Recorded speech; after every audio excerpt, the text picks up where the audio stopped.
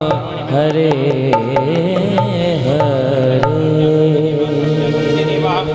हरि अम्मा सहस्त्रसर्गापुरगा सहस्त्राख्या सहस्त्रवादा सा भूमि कुसुमतप्रदर्शनकुलं महाप्रकाई वेदं सर्वं यद्भूतं यच वाप्यं महा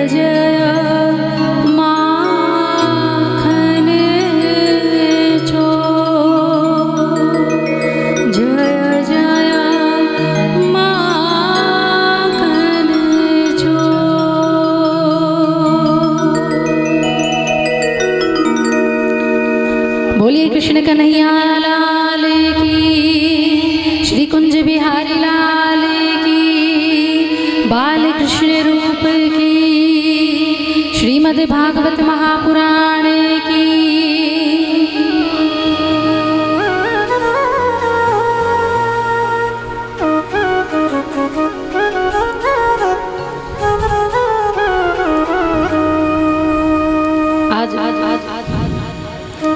चतुर्थ दिवस प्रारंभ हो गया है।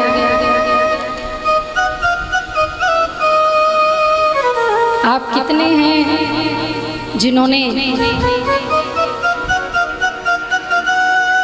भृगु ऋषि के साथ में या भृगु ऋषि के जैसा ही कर्म किया?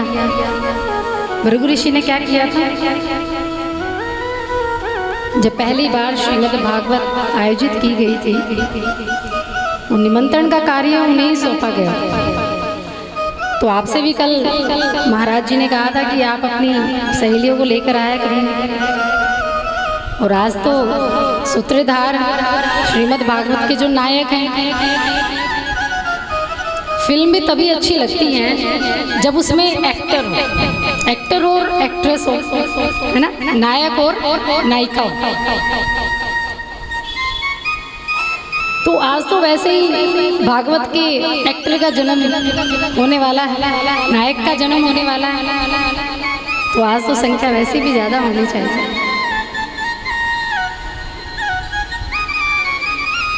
यहीं से पता लगता है कि किसके भाग्य में कितना है, इन्हीं जगह पर पता लगता है कि किसके भाग्य में कितना भजन कीर्तन है, कितना पुण्य कमाना है।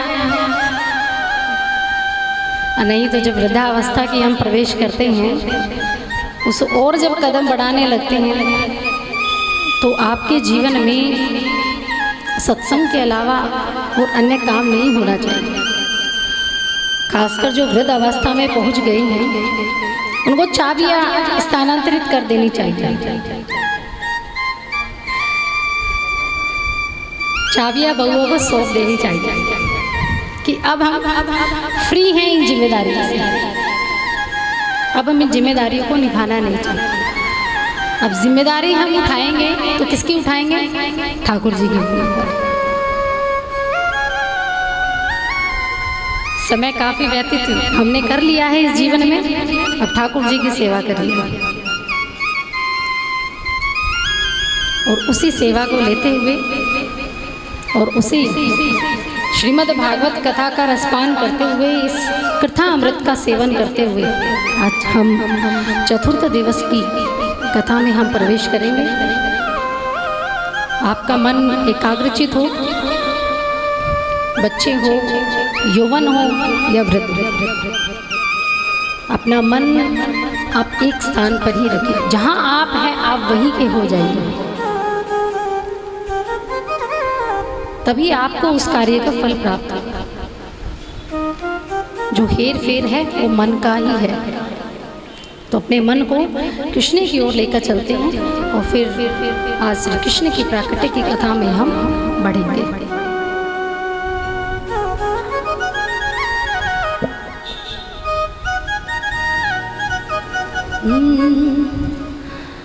अच्युतम केशवम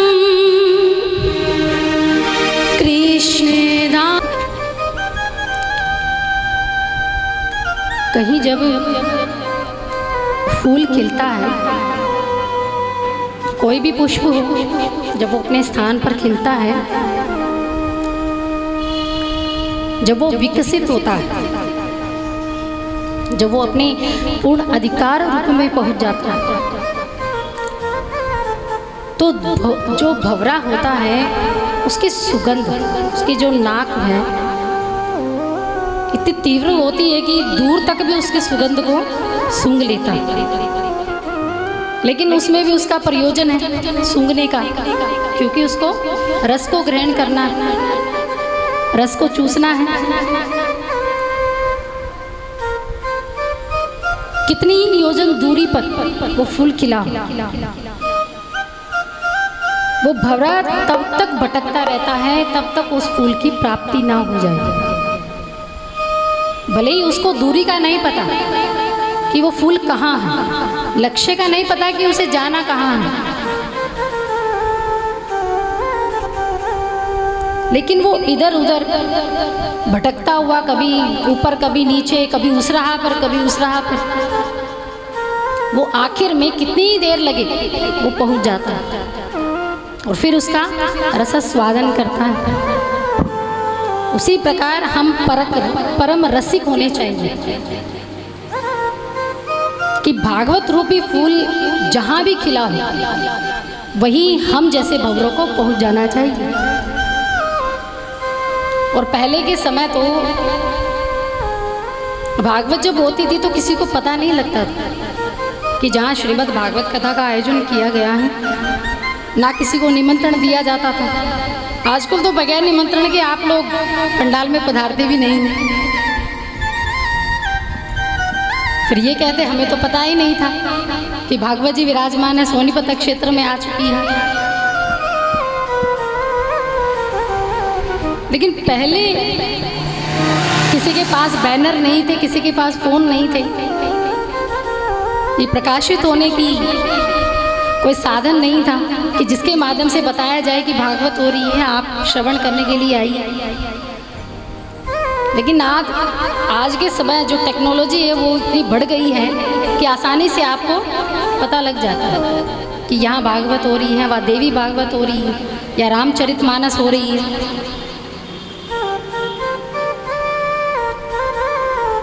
तो हमें उस भागवत के प्रति प्यासा होना चाहिए, भूखा होना चाहिए, ऐसी व्याकुलता होनी चाहिए कि जहाँ कथाएं हो रही है वहाँ हम दौड़ कर जाएं।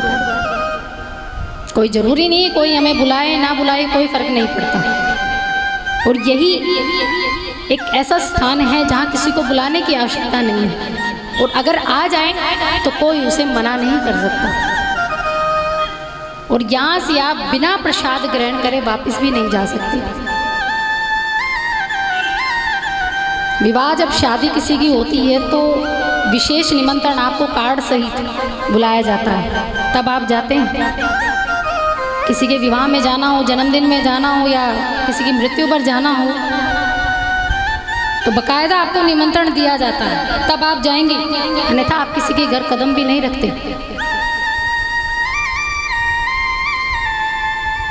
लेकिन एकमात्र ऐसा ये साधन है जहाँ बुलाने की आवश्यकता नहीं है, जहाँ किसी के हाथ पैर जोड़ने की आवश्यकता नहीं है। तो जहाँ ये हो वहीं पहुँच जाइए, उस भंवरे की बात ही पहुँच जाइए। बैनर वगैरह सब देखते हैं लगे हुए हैं, तो जहाँ पता लगे उस ज्ञान को प्राप्त करने हेतु वहीं पहुँच जाया करें।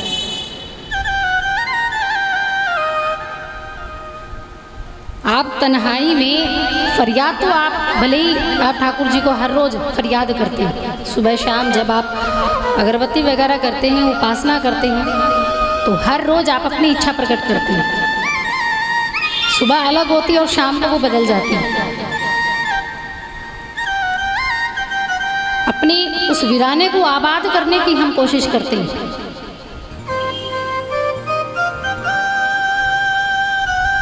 हम भले ही ठाकुर जी से मिल नहीं सकते, लेकिन कथाओं के माध्यम से उन्हें याद कर सकते हैं। आप वृंदावन हर रोज़ नहीं जा सकते। क्या हुआ, 6 महीने में या 1 साल में एक बार आप ठाकुर जी के दर्शन करने चले गए, हर रोज़ तो नहीं जा सकते, लेकिन भागवत जी को आप बुला सकते हैं।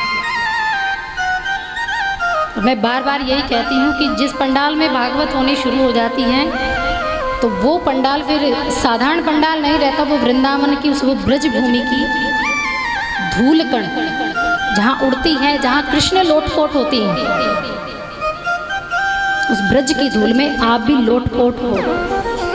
हम भी यही चाहते हैं। हर कथावाचक का यही एक प्रयोजन होता है कि जिस विरल भक्ति को हमने पाया है उसी विरल भक्ति को आप भी प्राप्त करें।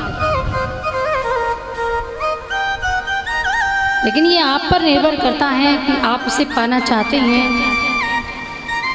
या ठुकराना चाहते हैं।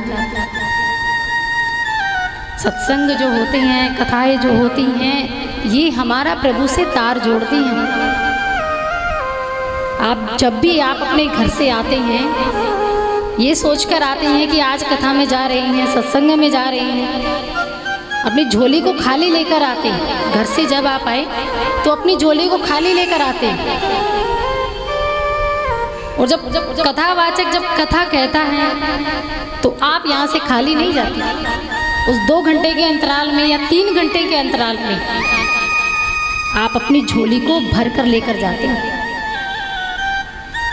यानी जो मस्तिष्क की गगरी आप खाली लेकर आए थे, और इन 7 दिनों में मैं पुरजोर कोशिश करती हूँ कि उस गगरी को पूरे समुद्र से तो ना भर पाऊँ, लेकिन थोड़ा बहुत अमृत उसमें ज़रूर आपके लिए हो, जिसको आप हर रोज़ 7 दिनों के बाद भी थोड़ा थोड़ा चखते रहे।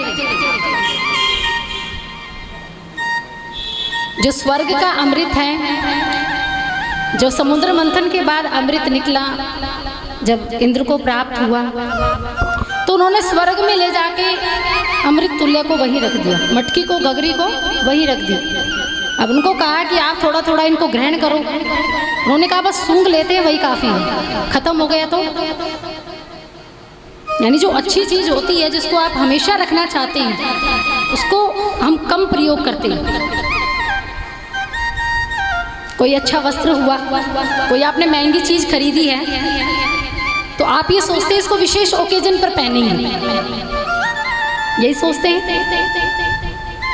कि हर रोज डालेंगे तो ये खराब हो जाएगा।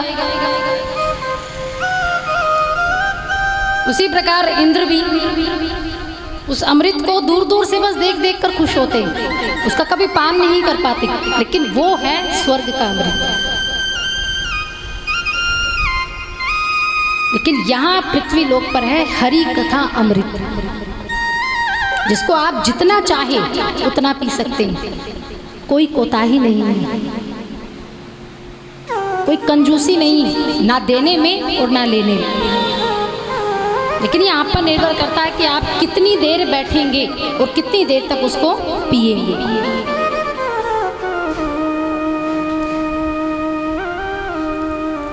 कल आपने समुद्र मंथन की कथा को श्रवण किया था, जहाँ भगवान ने वामन रूप लिया, वामन अवतार लिया। माता अदिति के गर्भ से वामन भगवान का प्रादुर्भाव हुआ।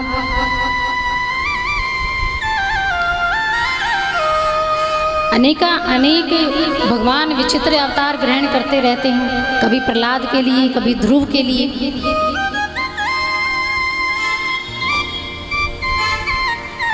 और कथा में जो आता है, जो कथा को श्रवण करता है, उसकी मुक्ति, उसको पाप से निवृत्ति होना संभव है। आप कभी भी ये मत सोचिए कि हम इतने देर तक बैठे रहेंगे, अपना टाइम वेस्ट करेंगे, इससे तो अच्छा है घर में कुछ काम कर लेते। भागवत जी हर प्रश्न का उत्तर देने में समर्थ है, आपके जीवन से जुड़ा हो या आपकी मृत्यु के बाद जुड़ा हो।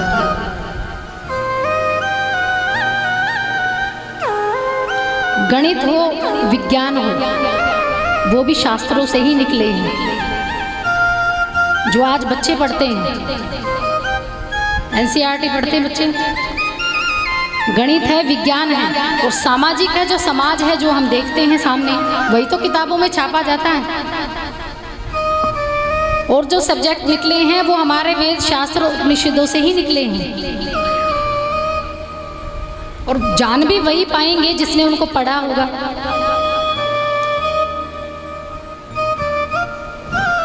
विज्ञान और गणित दोनों में नियम इतने कड़े हैं कि अगर वो नियम नहीं लगाया जाए तो आप सफल नहीं होंगे, आप उस सवाल का हल प्राप्त नहीं कर पाएंगे।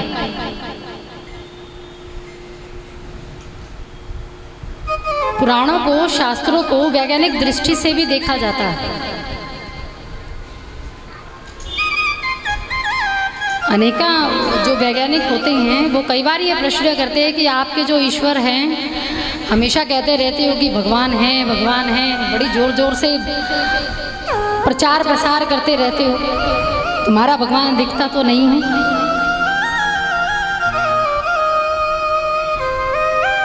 लेकिन क्या किसी चीज को देखकर ही हम उसका स्मरण कर सकते हैं? कई लोग कहते हैं कि मूर्ति पूजा गलत होती है, यानी कि उसको सही नहीं माना जाता, यानी निर्गुण उपासक होते हैं कि ईश्वर का ना तो कोई आकार है, ना शरीर है, ना रंग रूप है। जिस प्रकार आत्मा है उसी प्रकार परमात्मा है। जब हमें ये पता है कि आत्मा के बलबूते पर हम चल रहे हैं, आपके शरीर में महत्वपूर्ण अंग है आपका दिल, आपका हृदय।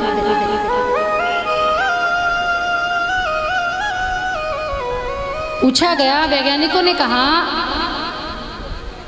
कि जीवित आप हृदय के कारण हैं, क्योंकि आपका हृदय धड़कता है।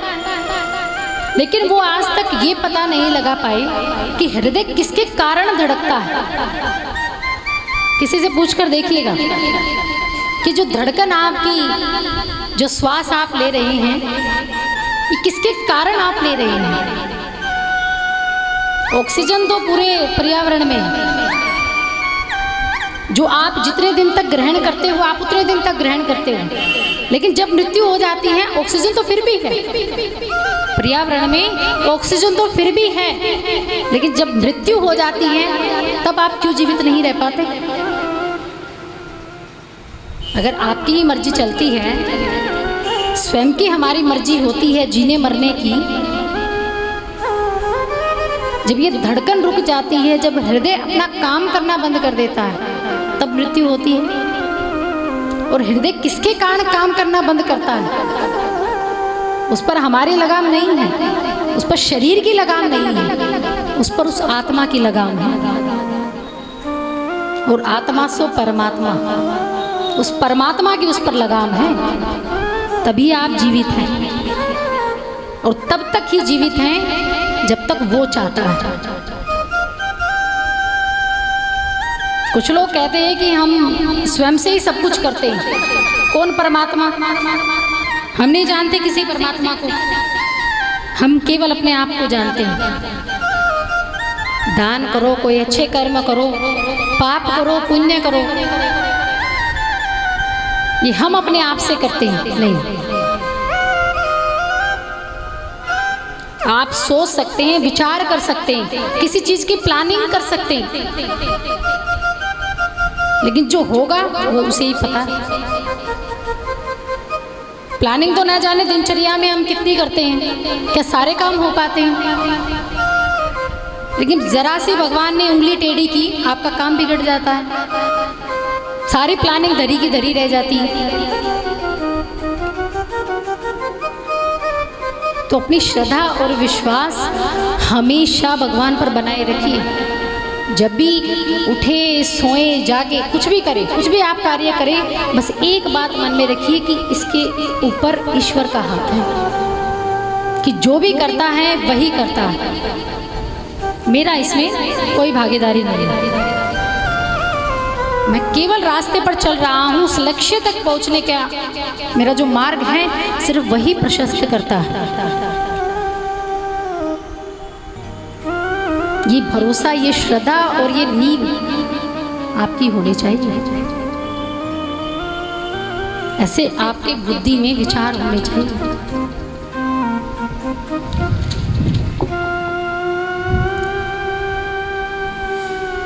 आपने कल प्रहलाद की कथा को श्रवण किया था, जिसमें भगवान ने 14वां अवतार नरसिंहावतार लिया। प्रहलाद ने भगवान से कहा कि प्रभु, आपने मेरे पिता का वध किया, अब जो शासन है, राज्य है, अब उस पर मुझे बैठाया जाएगा, लेकिन मैं इस शासन का राज्य भोगना नहीं चाहता, क्योंकि मुझे पता है जब मैं इस गद्दी पर बैठूंगा तो मुझे काम, क्रोध, लोभ और अभिमान ये मुझे घेर लेंगे। यानी जो मेरी वासनाएं हैं, इनसे मुझे तृप्ति कभी प्राप्त नहीं होगी। तृप्ति का कोई उपाय बताइए कि ऐसा क्या किया जाए कि मैं इनसे थोड़ा सा हट जाऊं और आप में मेरा मन लग जाए। भगवान ने कहा, प्रहलाद, आप कितना भी कोशिश कीजिए, इन बुरी, ये संसारिक जो काम वासनाएं हैं, आप कितनी भी उनसे कोशिश कीजिए दूर हटने की, लेकिन चाहकर भी आप दूर नहीं हट सकते। कितनी भी आप कोशिश कीजिए, ये सदैव आपको पकड़ने का प्रयास करेगी, ये हमेशा आपके साथ रहेगी। कोई भी आपकी प्रिय वस्तु, चाहे खाने की वस्तु हो, जो आपको सबसे ज़्यादा पसंद हो, क्या आप उसे छोड़ सकते हैं? जो हाँ भरेंगे वो ठीक है, नहीं छोड़ सकते, ये सच्चाई है। और जो ये कहेंगे कि छोड़ सकते हैं, तो इसका मतलब ये है कि उसे पसंद नहीं है।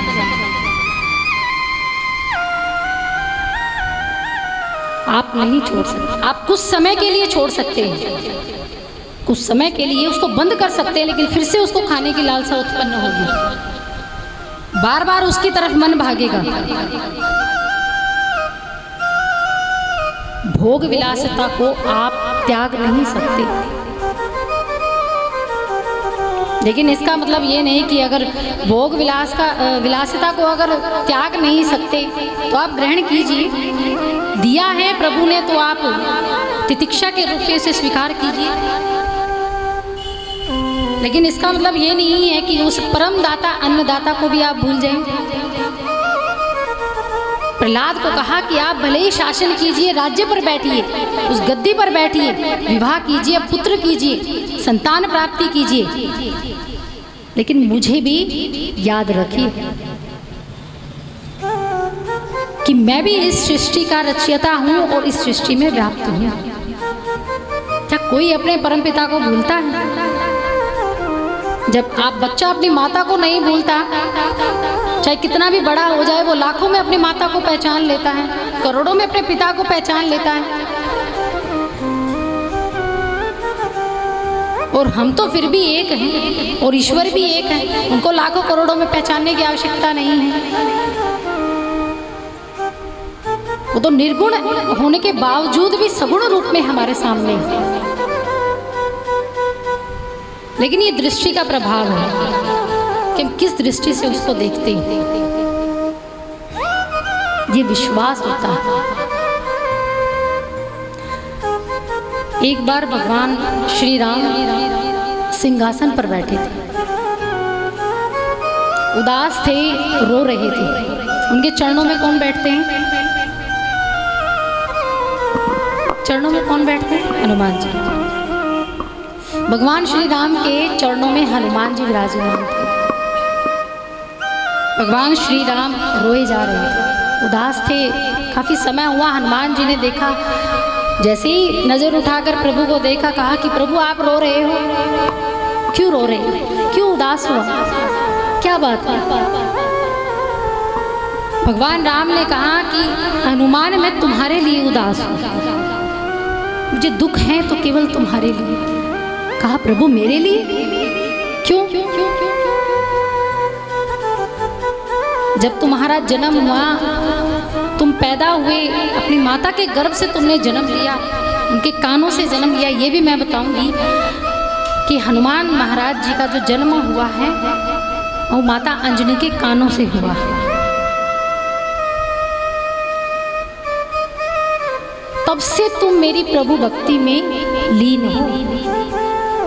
मैंने रावण को मारा, विभीषण को पूरी लंका सौंप दी, उसे पद दे दिया। मैंने राजा बाली को मारा तो उसे किष्किंधा दे दी। लेकिन मैं दुखी हूं तो केवल तुम्हारे लिए। उन्होंने क्या किया? मैंने उनके लिए जो किया, उन्होंने पद लिया और वो चले गए। वो कभी कभी मुझसे मिलने आते हैं, उन्होंने मेरा साथ छोड़ दिया। क्या हुआ, कभी कभार उन्हें भगवान की याद आ गई, लेकिन मैंने तुम्हें कुछ नहीं दिया, लेकिन फिर भी तुम मेरे साथ हो। तुम कहो तो मैं तुम्हें अयोध्या का राजा बना दूं। मेरे पास अयोध्या है और इसके अतिरिक्त मेरे पास और कुछ नहीं है। हनुमान ने बड़ा सुंदर ही जवाब दिया, बड़ा सुंदर। उन्होंने कहा कि प्रभु आपने तो उनको एक एक पद दिया, और उस पद का भी क्या लाभ जो एक बार आपसे मिल गए, उस पद की प्राप्ति के बाद वो आपको भूल गए। मुझे ऐसे पद की आवश्यकता नहीं है। और वहां तो उनको एक एक पद मिला उस उपकार के बदले, लेकिन मैं इतना सौभाग्यशाली हूं कि मुझे एक नहीं दो दो पद मिले। दो दो पद, चरण। मुझसे ज्यादा सौभाग्यशाली और कौन हो सकता है कि वो कभी कभार आपका दर्शन कर पाते हैं, लेकिन मैं तो हमेशा आपके चरणों में रहता हूं।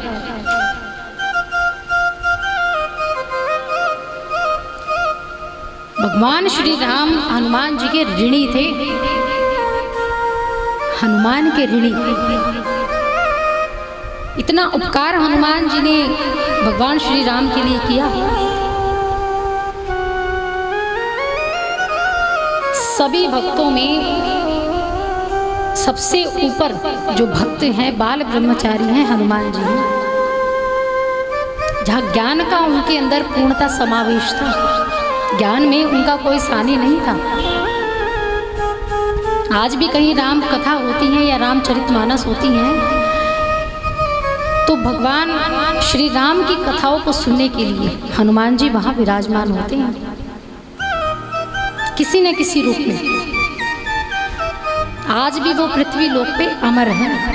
कभी भगवान श्री राम के साथ साकेत धाम नहीं गए, क्योंकि वो उनको कथा में इतनी श्रद्धा थी, इतनी प्रिय थी कि वो भगवान के साथ कभी नहीं गए। उन्होंने वरदान भगवान से यही मांगा था कि मैं इस पृथ्वी लोक पर तब तक रहूं जब तक 4 युग रहेंगे। चारों युग बीतते चले जाएंगे,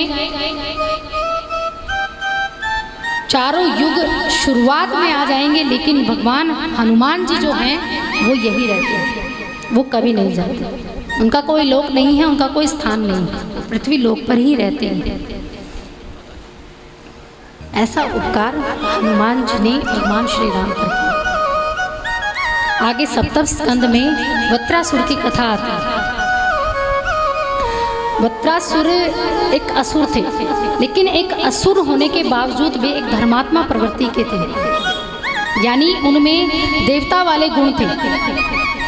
अब यहाँ कथा आती है वत्रासुर के पूर्व जन्म की कि उसमें ये धर्मात्मा के गुण कैसे आए।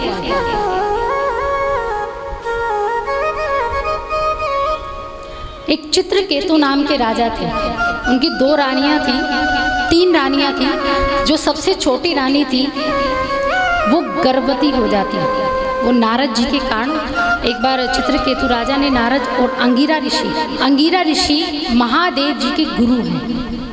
किसके गुरु हैं? महादेव जी के। ये याद रखिएगा, देवों के भी गुरु हैं, यानी वो भी आदि नारायण का ध्यान करते हैं, वो भी भगवान को भजने के लिए लीन है। आपने देखा होगा महादेव जी कैलाश पर्वत पर ध्यान मग्न रहते हैं, वो भगवान श्री राम का नाम लेते हैं, यानी वो नारायण स्वरूप, जो नारायण का अवतार है, जो पूर्ण अवतार है भगवान श्री राम और भगवान श्री कृष्ण, यही पूर्ण अवतार है, बाकी सभी अंशावतार। चित्रकेतु की 3 रानियां थी। जब संतान उन्हें प्राप्ति नहीं हुई तो नारद जी और अंगिरा ऋषि को बुलाया गया।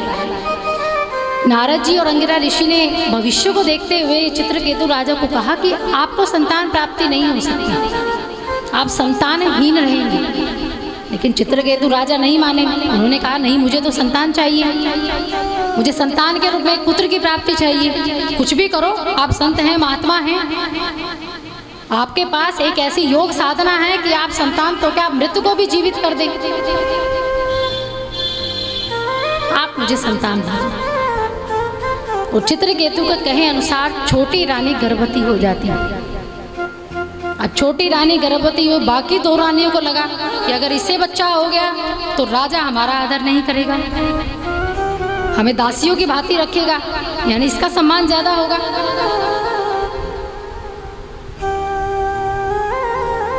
तो दोनों रानियां तीसरी रानी के बच्चे को मार देती हैं, वो जहर दे देती है उस रानी को, और गर्भ में ही उस शिशु की मृत्यु हो जाती है। दोबारा से चित्रकेतु राजा नारद और अंगिरा ऋषि को बुलाते हैं कि देखिए क्या हो गया, मेरे पुत्र की हत्या हो गई, आपने संतान तो दी लेकिन मैं उसका वात्सल्यता नहीं ले पाया। नारद ने कहा कि मैंने पहले ही कहा था कि आपको, आपके भाग्य में संतान नहीं है, लेकिन आप नहीं माने। अब वहाँ चित्रकेतु की पत्नी वो दहाड़े मार मार कर रोई कि मेरा बेटा, मेरी संतान, मेरा पुत्र, मुझे अपना पुत्र चाहिए, कुछ भी करो मेरे पुत्र को जिंदा करो, नहीं तो मैं भी अपने प्राणों की आहुति दे दूंगी, मैं भी मर जाऊंगी। अब नारद जी ने अब विलाप को देखा तो उन्हें लगा कि चलो इसको जिंदा करके देखते हैं। अब बच्चे को जिंदा कर दिया, उस शिशु को जो मर चुका था, उसे जिंदा तो कर दिया। अब जैसे ही उसमें प्राण फूके तो चित्रकेतु राजा और उसकी पत्नी उसको लपक कर गले लगाने लगे कि मेरा बेटा, मेरा बेटा, मेरा बेटा। लेकिन उस जीव ने कहा कि कौन किसका बेटा हो, कौन तुम? मैं नहीं जानता तुम्हें। चित्रकेतु राजा ने कहा कि मैं तुम्हारा पिता, ये तुम्हारी माता। कौन किसका पिता, कौन किसकी माता, और किस जन्म के माता पिता हैं आप? मैंने तो न जाने कितने ही जन्म लिए हैं, कितनी ही 83 लाख योनियों में मैं भटका हूं। उस जन्म को बताइए कि किस जन्म में आप मेरे माता पिता बने थे। हमारा संबंध होता है तो शरीर से होता है, हमारी आत्मा से कोई संबंध नहीं होता। हम शरीर मात्र को देखने के बाद ये बताते हैं कि ये कोई हमारा रिश्तेदार है, नातेदार है। क्या आत्मा को देखकर आप बता सकते हैं ये मेरा सगा संबंधी है? एक आत्मा ही एक ऐसा प्रतिरूप है जिसको आप आंकलित नहीं कर सकते, उसका आंकलन नहीं कर सकते, उससे नाता नहीं बना सकते, उससे संबंध नहीं जोड़ सकते। पहचान होती है तो आपके अंगों से। एक पल के लिए चित्रकेतु राजा को वैराग्य हो। उस दिन इस शरीर का सार उनको समझ आया कि जिस संतान के लिए मैं इतना उद्यत हूं, आज वही संतान मुझे पहचान नहीं पा रहा। मैं किसके लिए रो रहा था? अगर इतना मैं बाके बिहारी जी के लिए रोता, इतना जीवन मैं ठाकुर जी के पर समर्पित कर देता, तो न जाने आज मुझे उसके धाम में, उसके चरणों में स्थान मिल जाता। उसी समय चित्रकेतु और उनकी पत्नी ने संसार को त्याग दिया था। और इसी कर्म के कारण जब उन्होंने भजन कीर्तन वो उम्र को, उस पड़ाव को प्राप्त किया, भक्ति को प्राप्त किया, तो चित्रकेतु राजा को विद्याधर लोक प्राप्त हुआ था। विद्याधर लोक को प्राप्त करने के बाद जब वो विमान में विचरण कर रहे थे, तो उस समय माता पार्वती और महादेव जी, माता पार्वती महादेव जी की गोद में बैठकर कथा श्रवण कर रही थी। महादेव जी माता पार्वती से बड़ा प्रेम करते हैं, लेकिन उसको देह के प्रेम से मत जोड़िए। समझ रहे हैं आप? महादेव जी माता पार्वती को गोद में बैठाकर कथा सुना रहे थे। चित्रकेतु राजा ने जब ये देखा तो उन्होंने व्यंग्य किया कि कैसे देवता जो अपनी पत्नी को गोद में बैठाकर कथा सुना रहे हैं, यानी माता पार्वती को अपशब्द कही। तो उसी समय माता पार्वती ने चित्रकेतु राजा को ये श्राप दिया था कि इस योनि के बाद आप असुर योनि को प्राप्त करेंगे।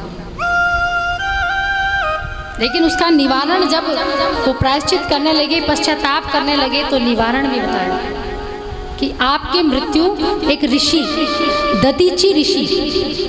ददीची ऋषि की हड्डियों से बने वज्र से जब आप पर प्रहार किया जाएगा तब आपकी मृत्यु हो जाएगी। यानी आपको फिर दोबारा से भगवान का धाम तब प्राप्त होगा, यानी इससे पहले आपको असुर योनि प्राप्त करनी होगी। तभी श्राप मिला था वृत्रासुर को और उनका उद्धार हुआ ददीची ऋषि की हड्डियों से बने वज्र से। जब भी कोई राक्षस होता है या कोई अधर्मी होता है, उसको पता होता है कि मुझे मारने के लिए कोई ना कोई पैदा जरूर हो। क्या रावण को नहीं पता था कि जो भगवान पुरुषोत्तम जो मर्यादा है वो श्री राम है, भगवान नारायण के अवतार। वो भी स्वयं से चाहते थे कि मेरी मृत्यु हो तो भगवान के हाथ हो। तभी तो उन्होंने ऐसा कर्म किया कि माता सीता को वो उठाकर लाए। अगर माता सीता के साथ उन्होंने कुछ गलत करना था तो जितने दिन भी माता सीता 11.5 वर्ष तक माता सीता उनके लंका में रही, लेकिन रावण ने कभी उनको हाथ तक नहीं लगाया। ये प्रमाण है रामचरितमानस में। अगर उनके साथ कुछ गलत करना था, अगर उनसे प्रेम था या अपनी पत्नी बनाना था, तो वो बलपूर्वक भी पत्नी बना सकते थे, धोखे से भी बना सकते थे, लेकिन कभी भी उन्होंने सीता जी को हाथ नहीं लगाया। उनको पता था ये पतिव्रता नारी है।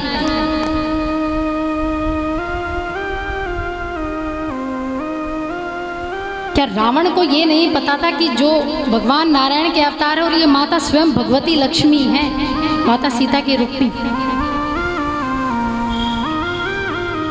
वो स्वयं से उद्धार करवाना चाहते थे अपना, कि भगवान आए और मुझे अपने हाथों से मारे और मुझे अधोगति नहीं सदगति प्राप्त हो। और कौन भगवान के हाथ से नहीं मरना चाहेगा? पापी से पापी भी भगवान के हाथों मरना चाहता है,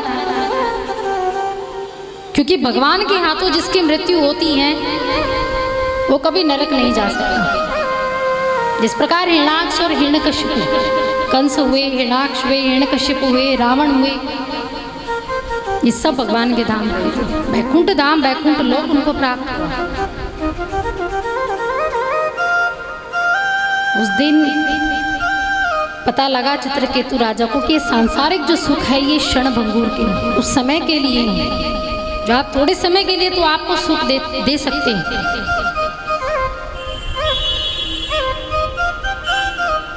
लेकिन जो सामान आपको यहाँ से लेकर जाना है उसका इंतजाम आपको करना पड़ेगा।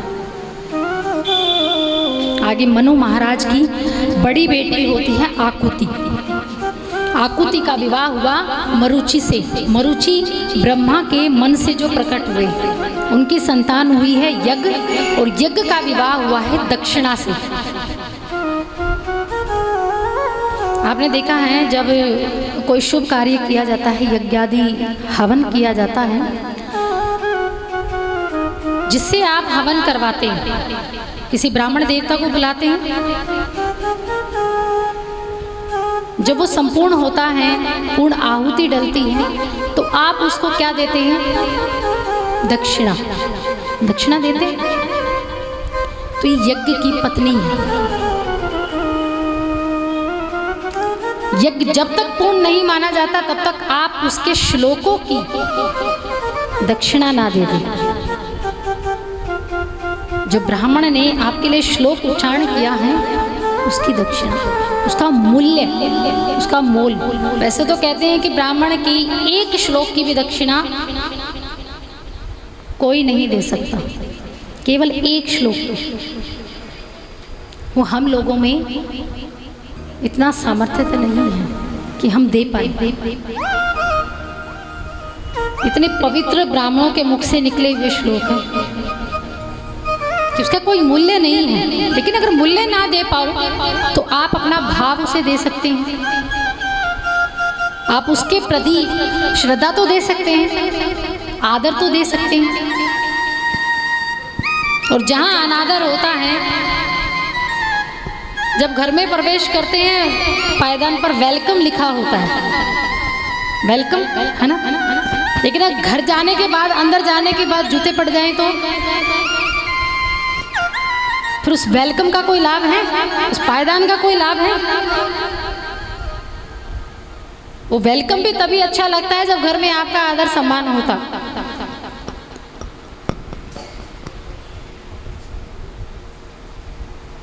एक स्त्री जब माँ बाप के घर होती है तो वो सौभाग्यवती नहीं होती, वो अपूर्ण होती है। लेकिन जब उसका विवाह हो जाता है तो वो सौभाग्यवती हो जाती है, यानी पति का आधे शरीर, आधे अंग की वो भागीदारी हो जाती है।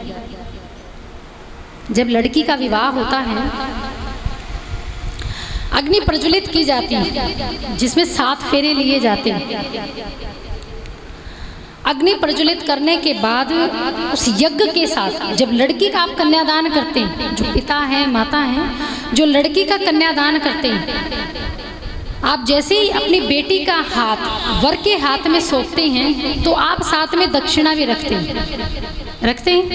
यानी आप एक बेटी का नहीं, आप 2 बेटियों का विवाह कर रहे हैं।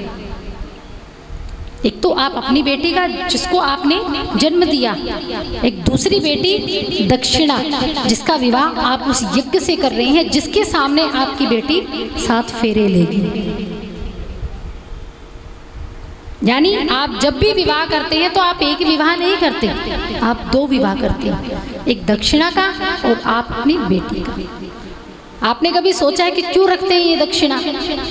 खाली हाथ भी तो वधू का सौंप सकते हैं वर के हाथ में, खाली हाथ भी तो सौंप सकते हैं। जब बेटी दे दी तो सब कुछ दे दिया। लेकिन इसका प्रयोजन यही होता है कि आप साथ साथ यज्ञ के साथ साथ आप दक्षिणा का विवाह कर रहे हैं, यही कारण होता है। इसलिए दक्षिणा रखी जाती है बेटी और जो दामाद हैं उनके हाथ में।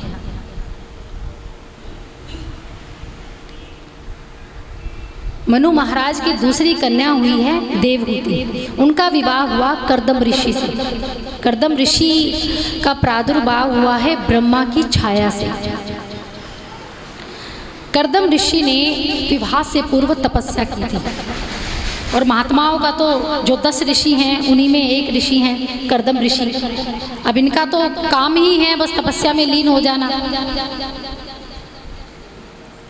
कर्दम ऋषि का जब उन्होंने तपस्या की तो भगवान से एक ही चीज़ मांगी कि मेरा विवाह है एक ऐसी महिला से हो,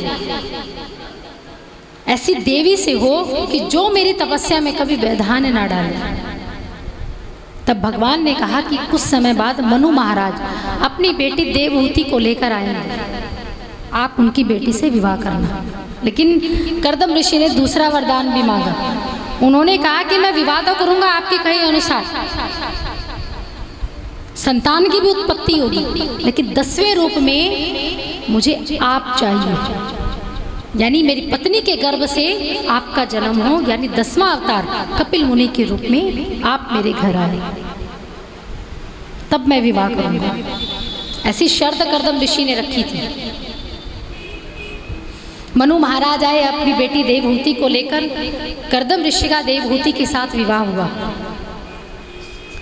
लेकिन जैसे ही विवाह हुआ अगले दिन कर्दम ऋषि तपस्या में चले गए, और जो सुसुंदरी देवहूति थी वो फिर से असौभाग्यवती हो गई, यानी वो पति सुख को प्राप्त नहीं कर पाई। और कितने सालों की 100 वर्षों की तपस्या में चले गए। अब 100 वर्ष में अब उम्र भी ऐसी है कि कुछ समय तक तो बाल्यावस्था रहेगी, यौवनावस्था रहेगी, और फिर वृद्धावस्था भी आएगी, यानी ये शरीर ढलने लगता है,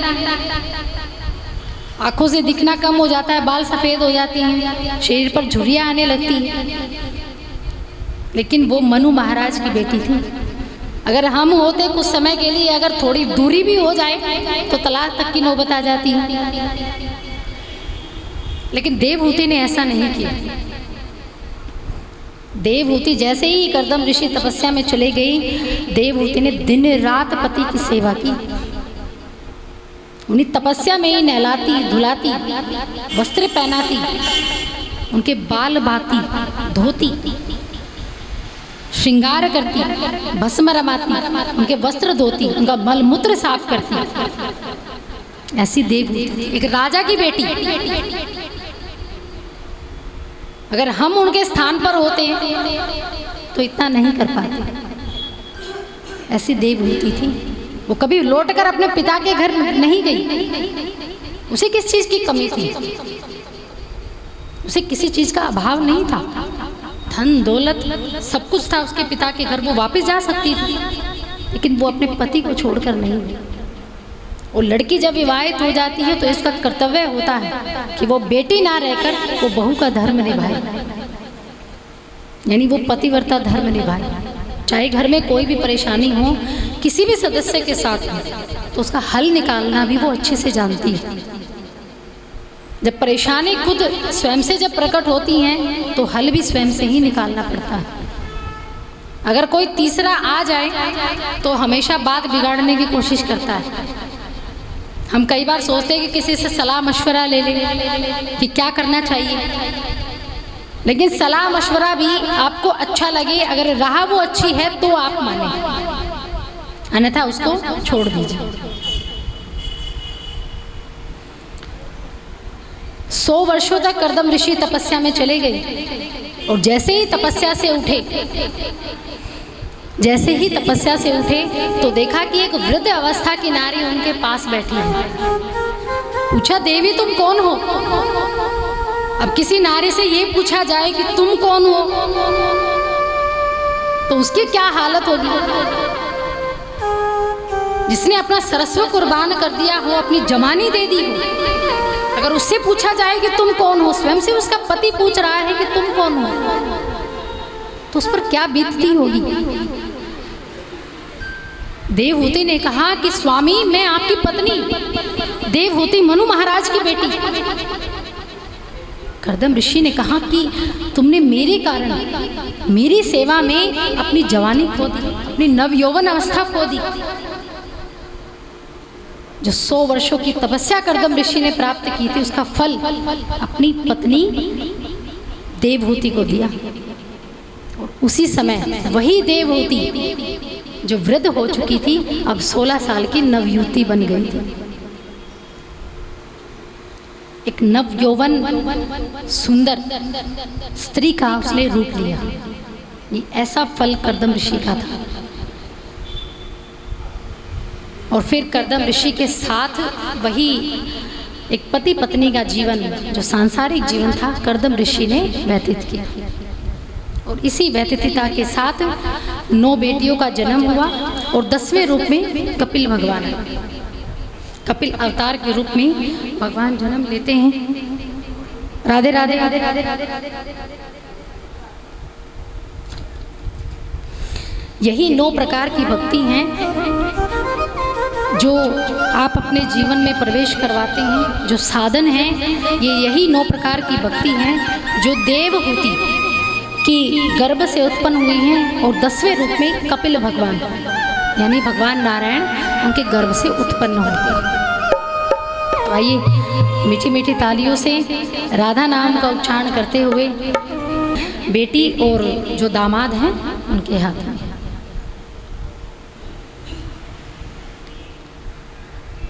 मनु महाराज की दूसरी कन्या हुई है देवहूति। उनका विवाह हुआ कर्दम ऋषि से। कर्दम ऋषि का प्रादुर्भाव हुआ है ब्रह्मा की छाया से।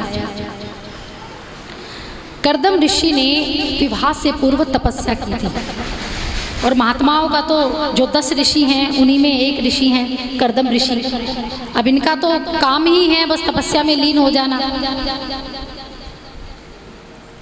कर्दम ऋषि का जब उन्होंने तपस्या की तो भगवान से एक ही चीज़ मांगी कि मेरा विवाह है एक ऐसी महिला से हो, ऐसी देवी से हो कि जो मेरी तपस्या में कभी व्यवधान ना डाले। तब भगवान ने कहा कि कुछ समय बाद मनु महाराज अपनी बेटी देवहूति को लेकर आएंगे, आप उनकी बेटी से विवाह करना। लेकिन कर्दम ऋषि ने दूसरा वरदान भी मांगा। उन्होंने कहा कि मैं विवाह तो करूंगा आपके कहे अनुसार, संतान की भी उत्पत्ति होगी, लेकिन 10वें रूप में मुझे आप चाहिए, यानी मेरी पत्नी के गर्भ से आपका जन्म हो, यानी 10वां अवतार कपिल मुनि के रूप में आप मेरे घर आए, तब मैं विवाह करूंगा। ऐसी शर्त कर्दम ऋषि ने रखी थी। मनु महाराज आए अपनी बेटी देवहूति को लेकर। कर्दम ऋषि का देवहूति के साथ विवाह हुआ।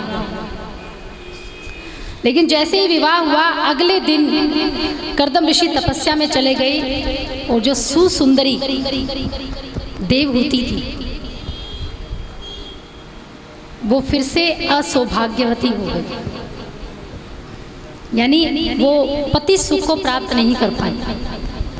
और कितने सालों की 100 वर्षों की तपस्या में चले गए। अब 100 वर्ष में अब उम्र भी ऐसी है कि कुछ समय तक तो बाल्यावस्था रहेगी, यौवनावस्था रहेगी और फिर वृद्धावस्था भी आएगी, यानी ये शरीर ढलने लगता है, आंखों से दिखना कम हो जाता है, बाल सफ़ेद हो जाती हैं, शरीर पर झुर्रियाँ आने लगती हैं।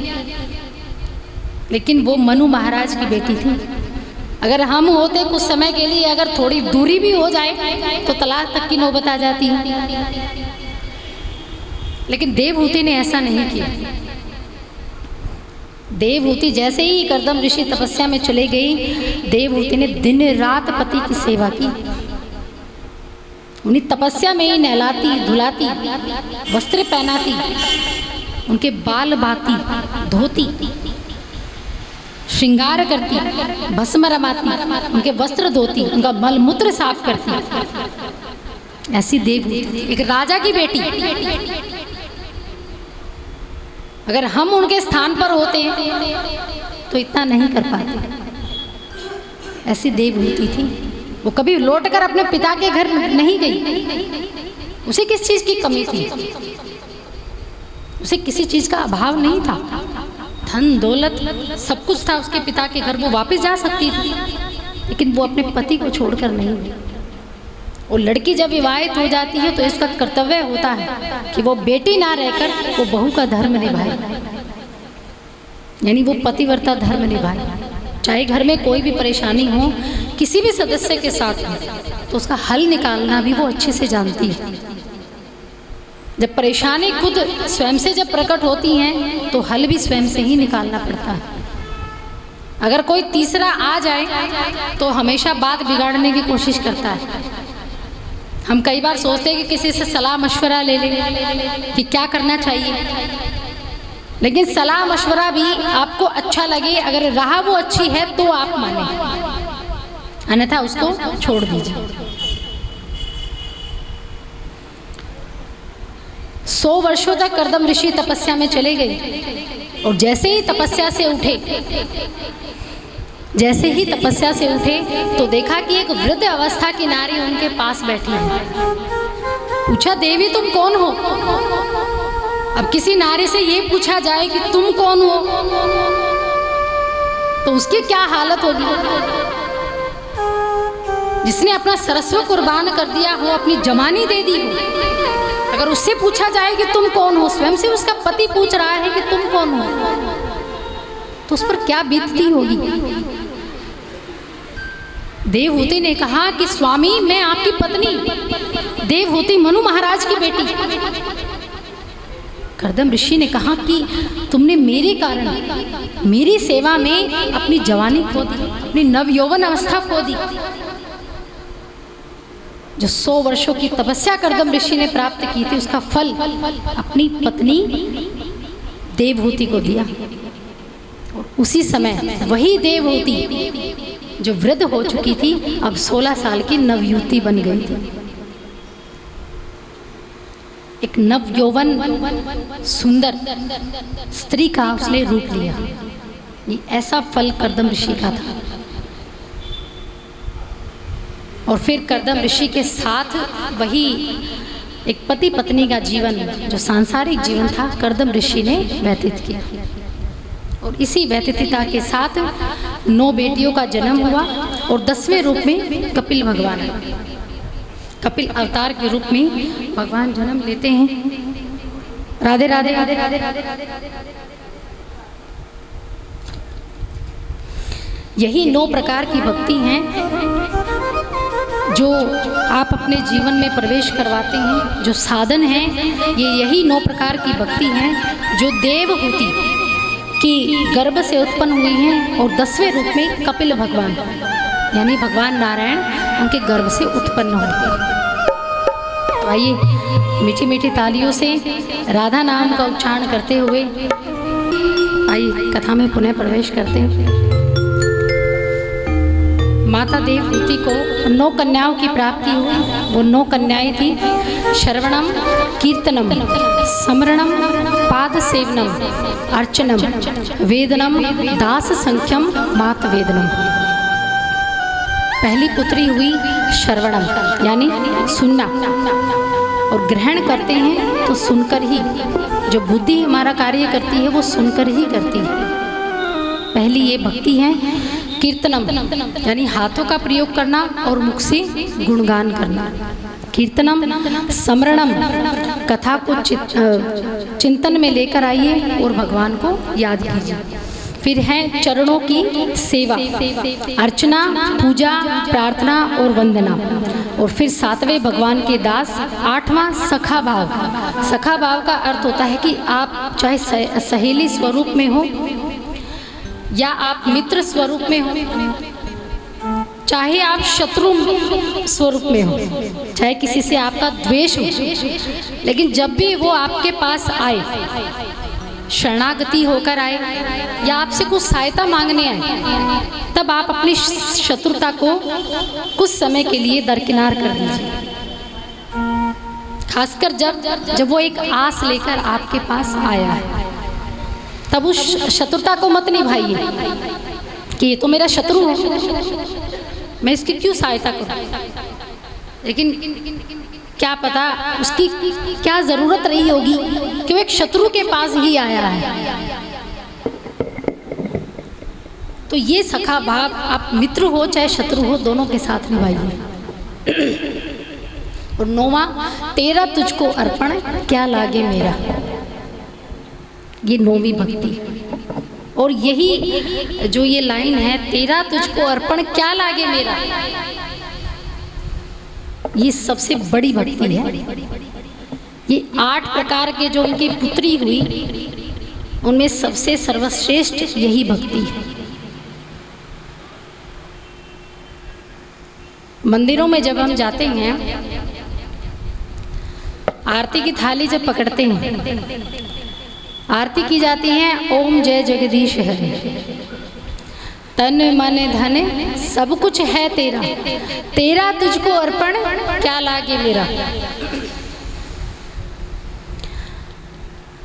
लेकिन अगर कोई धनवान व्यक्ति अगर पूजा मंदिर आरती वगैरह में जाता है, बड़ी झूम झूम कर आरती करता है कि तन मन धन सब कुछ तेरा, तेरा तुझको अर्पण क्या लागे मेरा। और बाहर मान लीजिए इतनी बड़ी गाड़ी पार्क करके रखी है उसने, अगर वो रोड पर आड़े आ रही हो तो कोई कह दे कि ये गाड़ी किसकी है, रास्ते में खड़ी कर रखी, तो वो ये नहीं कहेगा कि ये ठाकुर जी की है, वो ये कहेगा मेरी है। अच्छा ये बंगला किसका है, ये भी मेरा है। ये सामान किसका है, ये भी मेरा है।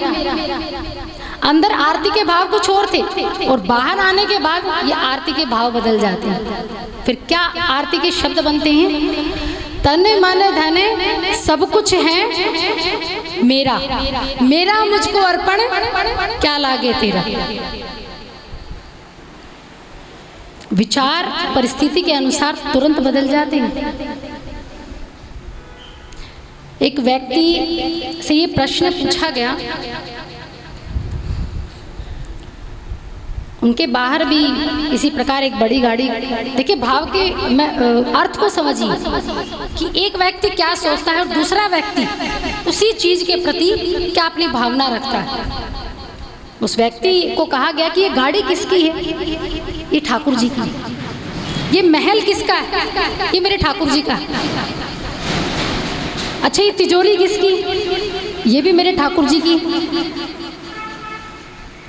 मंदिर में छोटे से लड्डू गोपाल बैठे थे, अच्छा ये किसके हैं, और सब कुछ ठाकुर जी का है, बस ये मेरे हैं।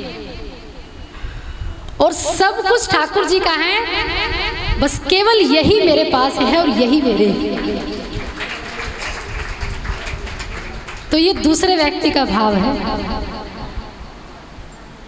सही मायने में यही अर्थ है, तेरा तुझको अर्पण क्या लागे मेरा। अगर ये भाव आपका होगा तो मेरा कहने से पूर्व जब आप कहेंगे ना कि ठाकुर जी का है, तो मेरा कहने की आवश्यकता ही नहीं होगी।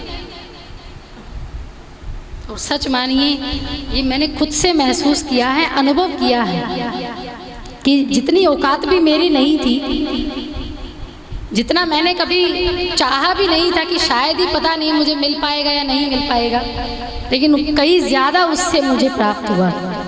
और यही फल है कि आज मैं व्यास गद्दी पर हूँ। आप उसी व्यास के स्वरूप ही मुझे पूछते हैं। 7 दिन तो खासकर पूजेंगे, उसके बाद भले ही मेरी आपसे कभी भेंट हो जाए तो आप साधारण समझें, लेकिन इन 7 दिनों में आपने मुझे व्यास जो नाम दिया है, तो वो साक्षात ईश्वर के ही समान रहता है। क्योंकि वेद व्यास जी ने भी जब वेद पुराणों को लिखा था तो उनके लिए भी लिखना आसान नहीं था, क्योंकि साधारण मनुष्य जब वेद किसी की भाषा को नहीं समझता, किसी विचारों को नहीं समझ सकता, तो वो लेखनी तो क्या चलाएगा। जब साक्षात नारायण उसके हृदय में बैठे तब जाकर ये वेद लिखे गए, ये 18 महापुराणों की रचना की गई। तो वेद व्यास जी भी भगवान का ही अवतार रहे हैं। तो इन 9 प्रकार की भक्ति अगर आपके जीवन में है तो ज्ञान भी आपको मिल जाएगा और वैराग्य भी आपके जीवन में आएगा। ये तीनों का होना अत्यंत आवश्यक है। और केवल यही एक भक्ति है जो हर कोई प्राप्त नहीं कर पाता। और प्राप्त मेरे ध्यान से ये है कि प्राप्त कोई करना भी नहीं चाहता होगा। अभी तो चलो थोड़े बहुत धर्म के कार्य आपके बीच हो रहे हैं, थोड़ी बहुत संख्या भी बढ़ जाती है, लेकिन आगे आने वाले समय में खाली कथावाचक की कथा कहेंगे, सुनने वाला कोई नहीं आएगा। क्योंकि हर कोई व्यक्ति अपने आप को ज्ञानी समझता है कि मुझे ज्ञान है, मैं जानता हूँ। आप भले ही पढ़ना जानते हैं, लेकिन जो पढ़ना नहीं जानते उसके लिए क्या यत्न किया जाए? यानी उसके लिए तो सुनना चाहिए उसको। जो पढ़ना नहीं जानता उसको सुनना चाहिए। जब आपने देखा है जिसकी श्रवण शक्ति मंद होती या सुन नहीं पाते, उनका जीवन देखिए, वो अपना उद्धार कैसे करेंगे? जिनको पढ़ना नहीं आता, जो देख नहीं पाते, और आपके पास तो सब कुछ है। आप देख सकते हैं, सुन सकते हैं, हाथों से काम कर सकते हैं, चल सकते हैं, तीर्थों पर जा सकते हैं। तो आप हर संभव उनकी सहायता कीजिए जो आपके भरोसे हैं, जो आप पर निर्भर है। चाहे वो किसी की बेटी हो, चाहे माता पिता हो, चाहे बाहर कोई अनजान व्यक्ति हो, जितना आपसे हो सके आप पूरा कीजिए।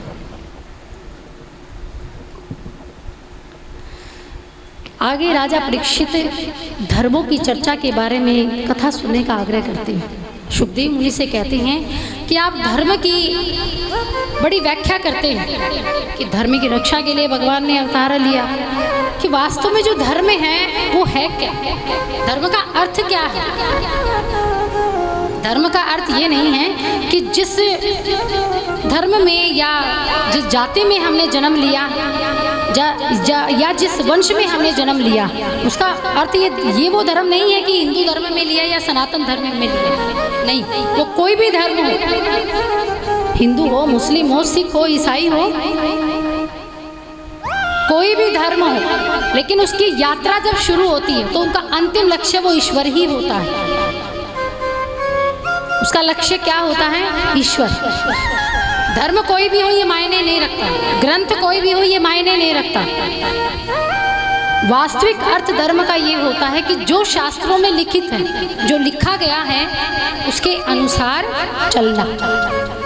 यानी जो आप एक एक क्षण भी अगर रखते हैं तो आपको पढ़कर रखने चाहिए। एक एक कदम भी जब आप रखते हैं, परिवार में अगर पति पत्नी के बीच रहते हैं तो कुछ समय आपके लिए निर्धारित होता है कि आप अपने पति के संग रहिए या बच्चों के संग रहिए। ऐसा समय निर्धारित होता है कि आपको वो त्याग देना भी चाहिए। अब ये नहीं कि आप अब जवानी में हैं तो बुढ़ापे तक आप पति का संग प्राप्त करें, या कोई नारी एक पुरुष का संग प्राप्त करे। अपने कर्मों को, उन पुण्यों को, उन फलों को प्राप्त करने के लिए आप ऐसे कौन से कर्म करें कि पापों से बचा जाए, नरक से बचा जाए। ऐसा क्या किया जाए? जो नियम बताए गए हैं शास्त्रों में, उसी के अनुसार चलना ही धर्म है। अच्छा सोचना, अच्छे विचार, अच्छा व्यवहार, अपने कर्मों में समाहित करना, ये वही धर्म है जिसमें किसी का हित छुपा हो, किसी का भला छुपा हो, कोई आपके कारण दुखी ना हो, कोई आपके कारण रोए ना। ये वही धर्म है जहाँ केवल सत्य हो, जहाँ झूठ का सहारा ना हो। अब दशहरे का त्योहार आएगा। दशहरे को कहा जाता है कि असत्य पर सत्य की विजय है, अधर्म पर धर्म की विजय है।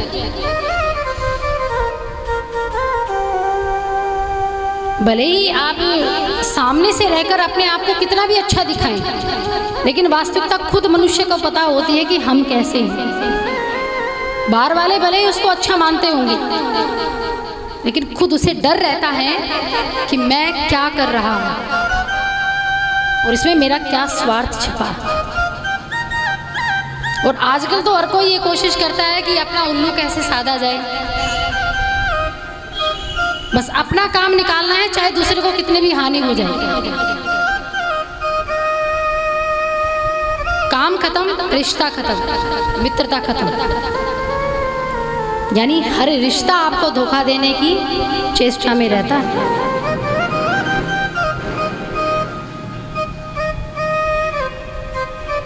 नारद जी और युधिष्ठिर के बीच जब में संवाद हुआ तो 33 लक्षण नारद जी ने बताए,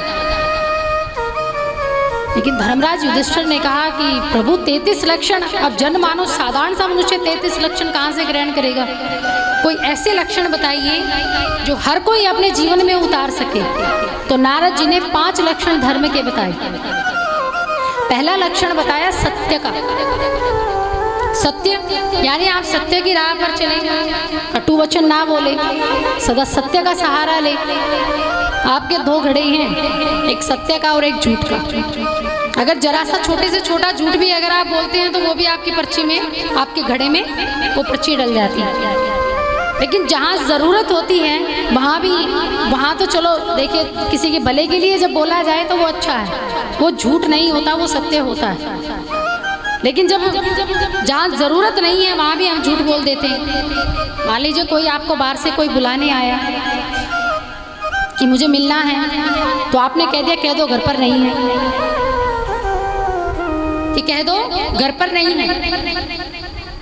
अंदर थे, झूठ बोला। अब बोलने की इतनी आवश्यकता नहीं थी, और आवश्यकता भी देखिए किस लिए झूठ बोल देते हैं कि विश्राम कर रहे हैं, कि अभी हम सो रहे हैं, अभी मिलने का मन नहीं है, हम बातें नहीं करना चाहते। दिखने को बिल्कुल जरा सा झूठ है, छोटा सा, लेकिन भगवान ने जैसे ही पर्ची बनाई और उसके घड़े में डाल दी। और मृत्यु भी तभी होती है जब पाप का घड़ा भर जाता है, और पाप पुण्य भी आप बराबर का भोगते हैं। तो जितना आपसे संभव हो सके आप अपने जीवन में सच बोलिए। दूसरा है दया, यानी जीव मात्र पर अपनी करुणा रखना, अपनी दया रखना, अपना ममत्व का भाव रखना, दया। जब कभी कोई घटना घटित होती है रोड पर या कभी एक्सीडेंट्स वगैरह हो जाते हैं, तब जिसके साथ घटना घटित होती है उसकी हालत तो इतनी बुरी होती है कि वही जाने। लेकिन उसका तो चलो, उसके साथ जो हुआ सो हुआ, लेकिन जो उसके चारों तरफ खड़े रहते हैं, आजकल तो मोबाइल ऐसी चीज़ है कि झट से निकाला और वीडियो बनाने शुरू कर देते हैं, और केवल किस लिए कि उनको लाइक्स मिल जाए या फिर उनके फॉलोवर्स ज़्यादा हो जाए, उनको सहानुभूति मिल जाए कि उन्होंने ये वीडियो डाली, कि ज़्यादा से ज़्यादा उसको सब देखे। ये जो दया है होती सबके अंदर है, लेकिन जागृति जगाना नहीं चाहते। वहाँ खड़े खड़े देखे रहेंगे, किसी की हिम्मत ये तक नहीं होती कि कम से कम एम्बुलेंस के साथ पास ही फ़ोन कर दे। चलो ठीक है, आप पचड़े में नहीं पड़ना चाहते, बीच में नहीं आना चाहते, आप सहायता करना नहीं चाहते, लेकिन कम से कम आप एक फ़ोन तो कर सकते हैं कि कोई हॉस्पिटल से आ जाए, किसी पुलिस वाले को फ़ोन कर दीजिए। कोई भी जो ये विडंबना उत्पन्न हो जाती है तो ये इसका कारण अभी स्वयं हम ही हैं, और कल को अगर हमारे साथ ऐसा हो जाए तो आज तो चलो उसके साथ घटित हुआ है, कल को हमारे साथ ऐसा हो गया तो क्या होगा? तब कौन हमारी सहायता करेगा जब हमने किसी की नहीं की? और देखिए दुनिया बदले की है, आपने किया तो आपको मिल जाएगा, आपने अगर किसी को नहीं दिया तो आप लेने की इच्छा मत रखिए, आप फिर किसी से आशा मत रखिए कि आपको बदले में मिल जाएगा। तीसरा लक्षण नारद जी ने बताया पवित्रता। पवित्रता, पवित्र मन भी हो, पवित्र आत्मा भी हो और पवित्र शरीर भी हो। साफ सुथरा मन, विचारों में शुद्धता, ये वो पवित्रता है। और उस तन और मन के साथ साथ आप अपने घर को भी साफ सुथरा रखें। अब लक्ष्मी तो सबको चाहिए। अब दिवाली आने वाली, वैसे तो चाहे 15 दिन तक सफाई नहीं करेंगे, लेकिन जब लक्ष्मी जी का आगमन की बात आती है कि अब दिवाली आने वाली, एक एक महीने पहले लग जाते सफाई करने। फिर तो हर कोने से छोटी चीज निकल कर आएगी, जो कभी नहीं मिली वो दिवाली वाले दिन मिल जाएगी। ऐसा ही होता है कई बार, कभी कोई चीज गुम हो जाती है, हम भूल जाते हैं कि गुम हो गई तो हो गई, अब ढूंढने का प्रयास कौन करे। लेकिन जब दिवाली की सफाइयाँ होती हैं तो वो निकल कर आती हैं कि अच्छा इसे वहां रखा था। अब लक्ष्मी सबको चाहिए, लेकिन नारायण किसी को चाहिए। लेकिन सच मानिए, लक्ष्मी भी वहीं आएगी जहां नारायण होंगे।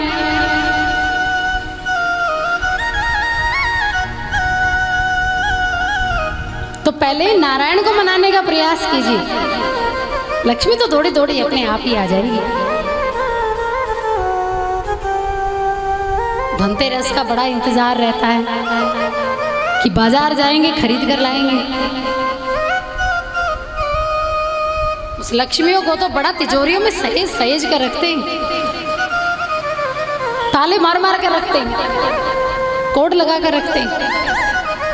लेकिन महाराज, ये लक्ष्मी भी तभी टिकेगी जब नारायण उनके साथ हो। तो इस लक्ष्मी को भी देते रहिए, दान में देते रहिए, सहेज कर मत रखिए, बस जरूरत के अनुसार रखिए कि जितनी जरूरत है उतनी जरूरत बस हमारी पूरी हो रही है, ठाकुर जी दे रहे हैं। लेकिन उस धन को, उस दान को थोड़ा सा उसी प्रकार लगाइए। मान लीजिए आपकी किसी की आमदनी हो 1 लाख की, 1.25 लाख रुपए की, अगर वो भागवत जी में 100-200 रुपये दे तो बड़ा अटपटा लगता है, अच्छा नहीं लगता कि जो 1.25 लाख कमाने योग्य हैं वो 100-200 रुपये भागवत जी को स्वीकार करवा गए।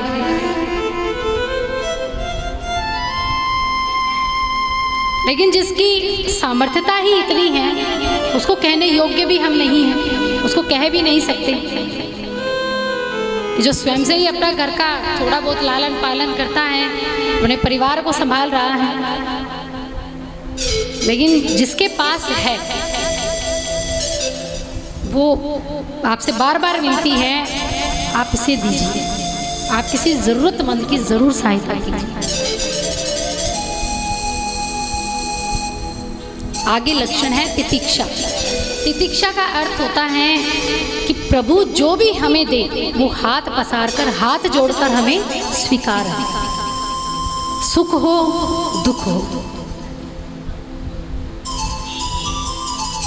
सुख में हम बड़ा याद, दुख में बड़ा याद करते हैं भगवान को। हम धन से तो किसी की सहायता कर सकते हैं, हम धन से किसी के मांग कर भी कर सकते हैं, लेकिन जो व्यक्ति की सहायता होती है वो सबसे ऊपर होती है।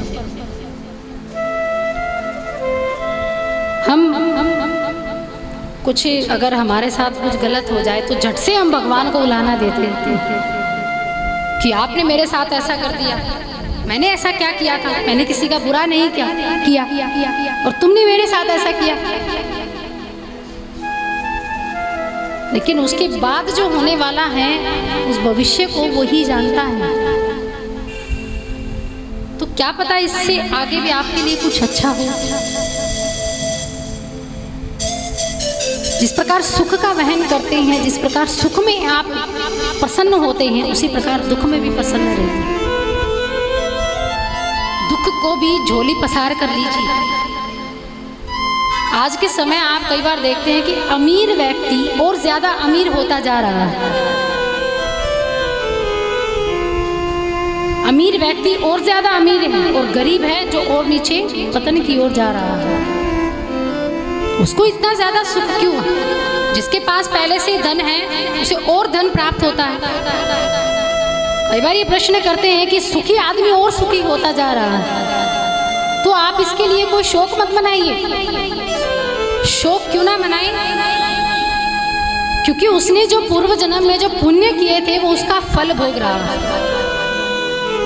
जो उसने पूर्व जन्म में जो पुण्य किए थे उसके मृत्यु, अकाल मृत्यु हुई हो या समय से पहले मर गया हो, तो जो उसके पुण्य थे वो अधूरे रह गए। जो दोबारा उसका जन्म हुआ तब उन्हीं पुण्यों का फल था कि वो फिर से वो धन संपदा से परिपूर्ण हुआ, यानी वो अभी उसको भोग रहा है, पूर्ण कर रहा है। एक होता है द्विज।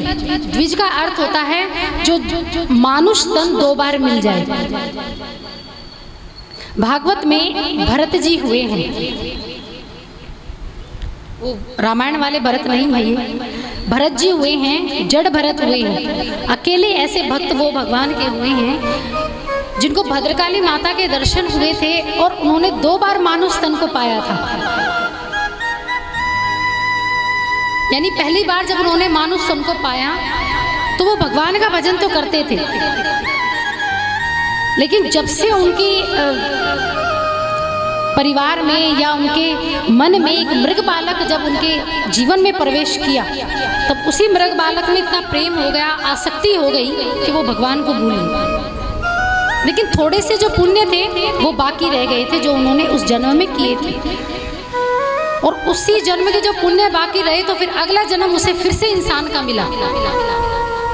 लेकिन स्वभाव से मूर्ख थे, ज्ञान नहीं था, पागल थे, भोले थे, सादे थे,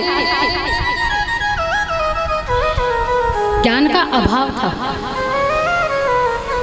जब किसी मनुष्य को 2 बार शरीर धारण करना मिल जाए तो उसे कहते हैं द्विज।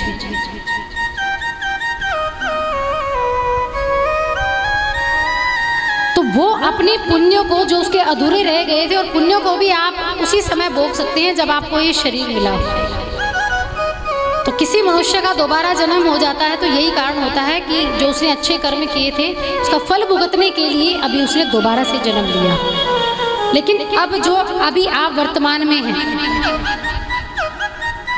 जो आप अब अच्छा कर रहे हैं या किसी के लिए बुरा कर रहे हैं, तो इसका फल आपको आगे जाके भुगतना पड़ेगा।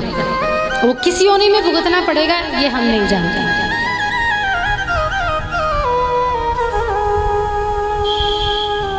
इस प्रकार जो सुखी व्यक्ति होता है वो और सुख का, और ये भी भगवान की परीक्षाएं होती हैं कि जो पहले से ही सुखी है उसको और सुखी भगवान बनाता है। हर वो चीज उसको उपलब्ध करवाता है। वो देखना चाहता है, जानना चाहता है कि ये मुझे कितना याद रखता है इसके बीच में रहकर भी, कि जो देने वाला है कि वो उसको याद रखता है या नहीं। कमाने में बड़ा समय लगता है, लेकिन गंवाने में सेकंड भी ज्यादा होते हैं गंवाने में। लेकिन जो दे रहा है आपको, जो आपको सौंप रहा है, उसका आदर कीजिए, उसका भोग मत कीजिए। उसको आदर के साथ प्रसाद के रूप में ग्रहण कीजिए कि ये प्रसाद मिला है, इसको प्रसाद की भांति ही खाएंगे, भोग की भांति नहीं। प्रसाद रूप में ग्रहण कीजिए, क्योंकि जो देना जानता है वो लेने में भी देरी नहीं लगाएगा। ये तितिक्षा का, धर्म का ये लक्षण है। आगे लक्षण है पतिव्रता। ये विशेष धर्म है नारियों के लिए। विवाह के उपरांत जिस पुरुष से उसका विवाह होता है वही उसका जीवन है। जब तक वो जीवित हैं उनके चरणों में रहे। जिस प्रकार माता रुक्मिणी नारायण के, माता लक्ष्मी नारायण के चरण दबाती हैं, उसी प्रकार हर पत्नी का ये कर्तव्य बनता है कि वो अपने पति के चरणों में स्थान ग्रहण करे। ये लक्षण नारद जी ने युधिष्ठिर जी को बताया। ये 5 लक्षण विशेष रूप से श्रीमद् भागवत में हैं, जो सुखदेव मुनि ने राजा परीक्षित के सामने भी परोसे। आगे राजा परीक्षित ने 8वें स्कंद में जब प्रवेश किया तो राजा परीक्षित ने कहा कि प्रभु सुखदेव मुनि महाराज, आप हमेशा से ही भक्त मानव रूप में भगवान दर्शन देते आए, क्या भगवान ने कभी किसी पशु को दर्शन दिए कि किसी पशु ने भगवान को जपा हो, पुकारा हो, अपने दुख दर्द में अपना साथी बनाया हो, तो क्या भगवान ने उनको कभी दर्शन दिया? तब सुखदेव मुनि गजेंद्र की कथा सुनाते हैं। गजेंद्र एक सफेद हाथी थे, बिल्कुल सफेद। वैसे तो देखिए हाथी का रंग कैसा होता है, ब्राउन ब्राउन सा मटमैला सा कलर होता है, लेकिन जो गजेंद्र थे वो बिल्कुल सफेद थे। इतने सुंदर थे वो कि जहाँ वो चले जाते थे वहाँ शेर भी नहीं आते थे। उनकी सुगंध इतनी तीव्र होती थी कि शेर भी उस स्थान से पलायन कर जाते थे। पत्नियां थी, बच्चे थे। चित्रकूट के पर्वत पर सरोवर में स्नान करने जा रहे थे। स्नान करने गए, पत्नी भी हैं, बच्चे भी हैं, अनेकानेक पत्नियां हैं, हथिनी हैं।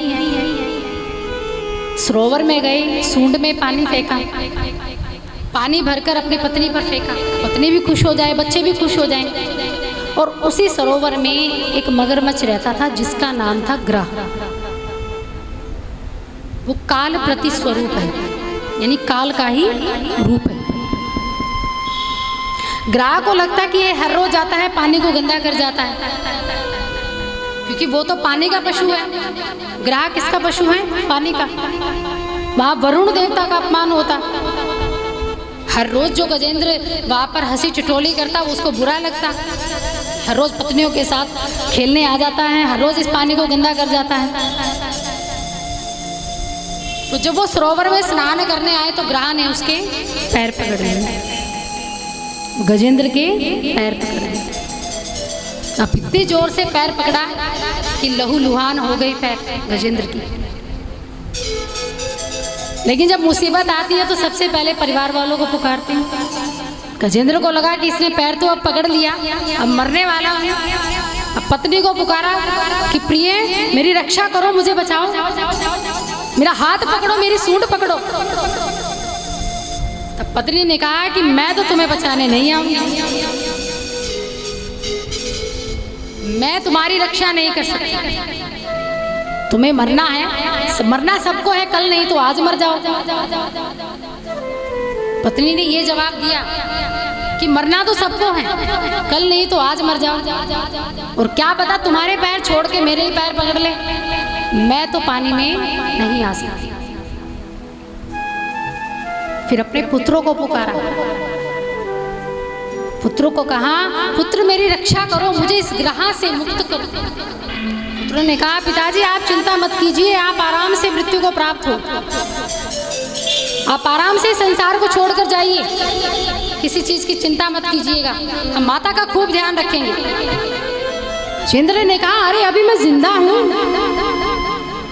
अरे पिताजी अभी नहीं तो थोड़ी देर में ग्रह आपको ग्रास बना लेगा, हम यहाँ नहीं रह सकते।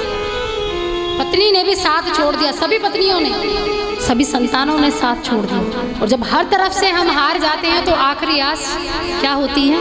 वो परमपिता परमेश्वर, वो दीनानाथ। हर तरफ से गजेंद्र हार गया।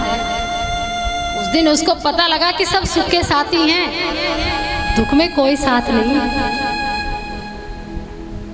वो ग्राह बीच मझधार में गजेंद्र को खींच रहा है, और जो मझधार होती है वो घेरा इतना चक्रवात तृणाव्रत इतना तीव्र होता है उसका वेग कि वो डूब सकता था। तब गजेंद्र अपनी आखिरी आस भगवान श्री कृष्ण को पुकारते कि हे दीनानाथ, हे श्री कृष्ण, हे बाकी बिहारी, मेरी रक्षा करो, मेरी रक्षा करो।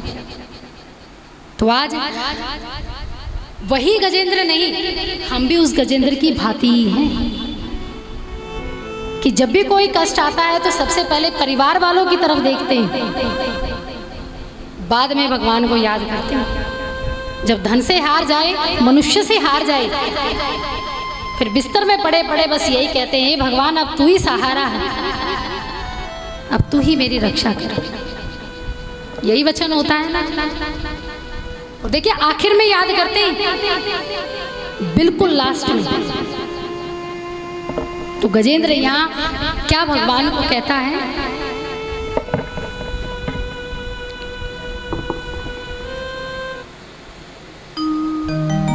भगवान ने कहा कि जो महादेव जी के हाथ में उनका वीर्य है, उनको स्थापित करना जरूरी है। अंजनी माता को नारद जी ने कहा कि आपको पुत्र प्राप्ति से पहले दीक्षा लेनी होगी, और जब दीक्षा ली जाती है तो कानों के माध्यम से मंत्र लिया जाता है, यानी आपको सामने से नहीं बताते, कानों के माध्यम से मंत्र दिया जाता है। उसी समय नारद जी ने वो महादेव जी से वीर्य लिया और कानों के माध्यम से अंजनी माता के गर्भ में प्रवेश करवाया, और उनको साथ के साथ ही विष्णु भगवान का गुरु मंत्र भी दिया। तब हनुमान जी का जन्म हुआ, यानी कानों के माध्यम से हनुमान जी उत्पन्न हुए। जो गुरु मंत्र गया, जो महादेव जी का वीर्य गया, क्योंकि रामचरितमानस उस समय लिखी जा रही थी, वाल्मीकि जी रामायण लिख रहे थे, तो उस समय भक्त का होना भी जरूरी था। जो भगवान राम का भक्त यानी हनुमान का जन्म होना भी आवश्यक था। और यही कारण था कि महादेव जी का अवतार किसको माना जाता है, हनुमान जी को। यही कारण था कि उनके वीर्य से वो उत्पन्न हुए। ये हनुमान जी की जन्म की कथा। आगे समय बीतता है, 9 महीने बाद तीनों रानियों को 4 पुत्र की प्राप्ति होती है, भगवान श्री राम, लक्ष्मण, भरत और शत्रुघ्न।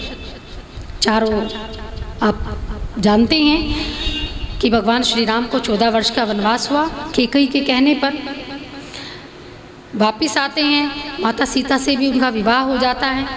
बाद में जब रावण सीता जी को उठाकर ले जाते हैं, लौट कर आते हैं, रावण को मार कर जब युद्ध कर कर उनकर वापिस आते हैं तो दशहरा मनाया जाता है। कुछ दिनों बाद दिवाली मनाई जाती है, और उसके उपरांत ही 2 पुत्रों को, माता सीता को वाल्मीकि के आश्रम में लव और कुश की प्राप्ति होती।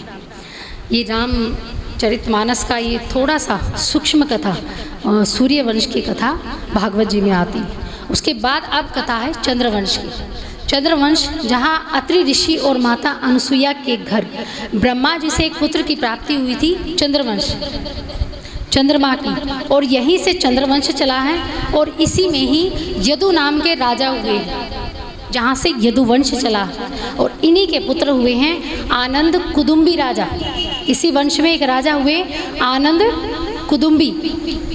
अब आप सोचेंगे कि आनंद कुदुम्बी कौन है, ये वसुदेव जी। भागवत जी में आपको एक जगह बस ये नाम मिलेगा, आनंद कुदुम्बी। जब वंशों का वर्णन आता है तब आनंद कुदुम्बी का नाम आता है, उसके बाद उसके उपरांत वसुदेव जी का नाम आता है। इन्हीं का नाम वसुदेव जी था। वसुदेव जी का जब जन्म हुआ, उसके साथ साथ कंस का भी जन्म हुआ था। उग्रसेन और सूरसेन मथुरा के राजा हैं। जो वसुदेव जी के पिता हैं वो हैं सूरसेन, और जो कंस के पिता हैं वो उग्रसेन। उग्रसेन है कंस के पिता और मथुरा के राजा हैं। उग्रसेन को जब कंस की प्राप्ति हुई, बाल्यावस्था में जब ब्राह्मणों को उनको दिखाया गया कि इनके आचार विचार या भविष्य के बारे में जाना जाए कि कैसा ये पुत्र होगा, क्या ये राज्य को आगे चला पाएगा, या दुष्टाचारी होगा, या सजग राजा होगा जो अपने प्रजा के प्रति कल्याण के बारे में सोचेगा। तब ब्राह्मणों ने कहा कि जो ये आपका पुत्र होगा, जो ये पुत्र आपका होगा, ये पूरी सृष्टि का विनाशकारी होगा, अत्याचारी होगा। तो उसी कारण उग्रसेन जी ने अपने पुत्र को नदी में बहा दिया था, और वहाँ वसुदेव जी जल में स्नान कर रहे थे। वसुदेव जी को कंस बाल रूप में प्राप्त हुए, और वहाँ 11.5 वर्ष तक उसका पालन पोषण किया, तब जाकर वसुदेव जी हुए। इसी प्रकार कहा जाता है कंस और वसुदेव दोनों मित्र हैं। क्योंकि कंस का पालन पोषण भी किसने किया था? सूरसेन, यानी भगवान के दादा ने, वसुदेव जी के पिता ने। वसुदेव जी की पत्नी थी देवकी, और वो थी कंस की चचेरी बहन। वसुदेव जी का विवाह अपनी बहन से कर देते हैं, देवकी से। जब बहन को भाई छोड़ने जाता है, सभी भाई जाते हैं, अपनी बहन के साथ जाते हैं कुछ समय तक, जब विवाह और विदाई होती है, तो इसी प्रकार कंस भी अपनी बहन देवकी के साथ गए। तो उसी समय ये आकाशवाणी होती है कि जिस बहन को तू इतने प्रेम से लेकर जा रहा है, जिस बहन से तुझे इतना प्रेम है, उसकी 8वीं संतान तेरी मृत्यु का कारण बनेगी।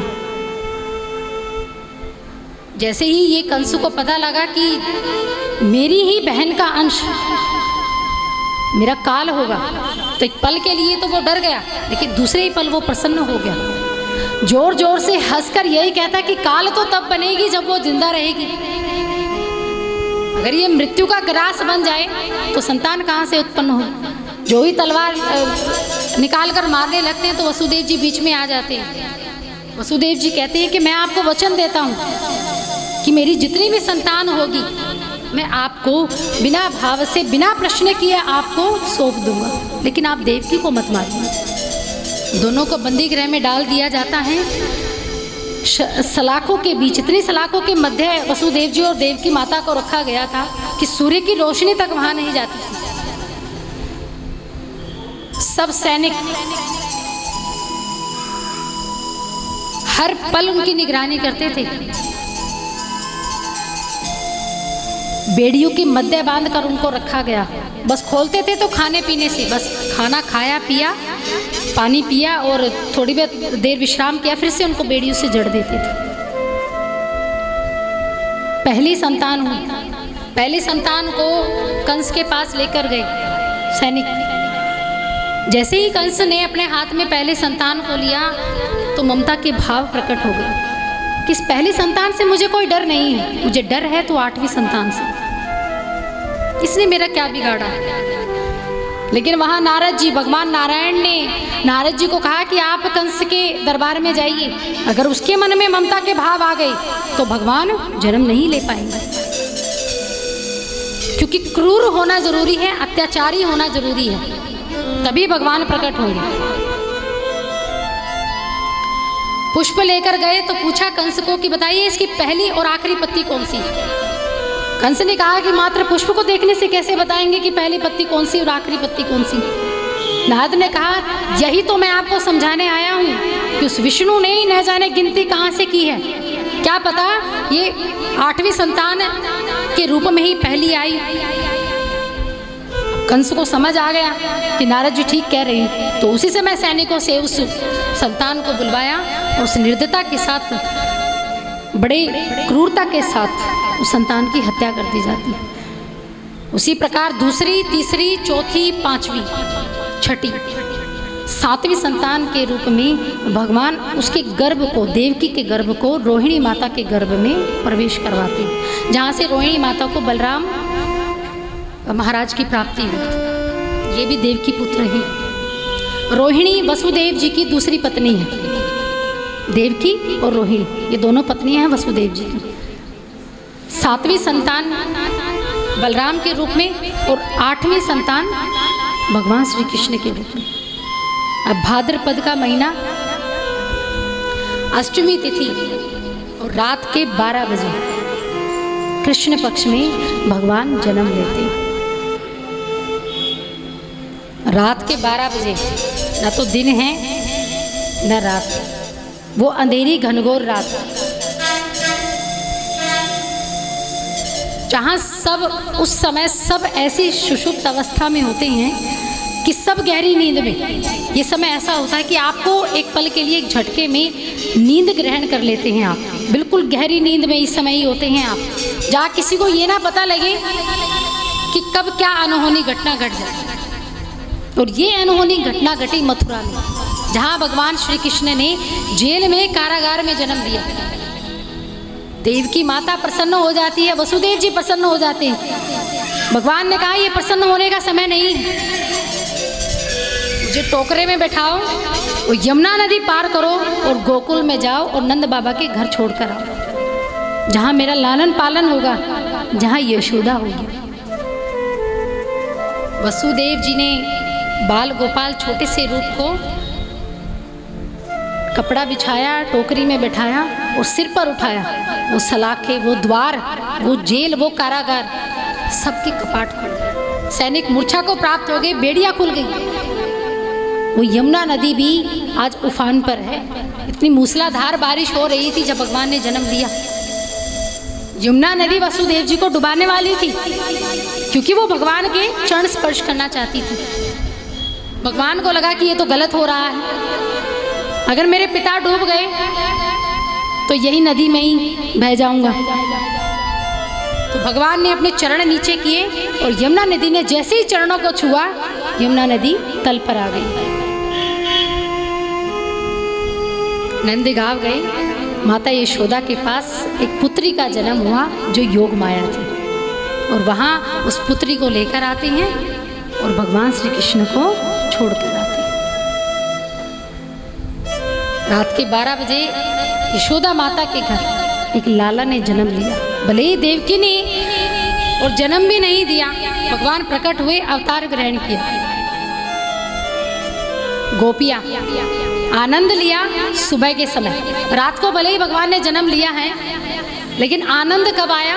दिन में, जब गोपियों को, ग्वालों को पता लगा कि भगवान श्री कृष्ण ने जन्म ले लिया, हमारे आराध्य ने जन्म ले लिया। अब हम उसके साथ नृत्य करेंगे, रासलीला करेंगी। उस ठाकुर, उस बाके बिहारी ने, उस रास रचैया ने, उस गैया चरैया ने गोकुल में जन्म लिया। सभी दौड़ी दौड़ी नंद बाबा के पास गई कि बाबा बाबा जल्दी से तिजोरी की चाबियां दे दो। नंद बाबा ने कहा, अरे हुआ तो बता, तो क्या हुआ?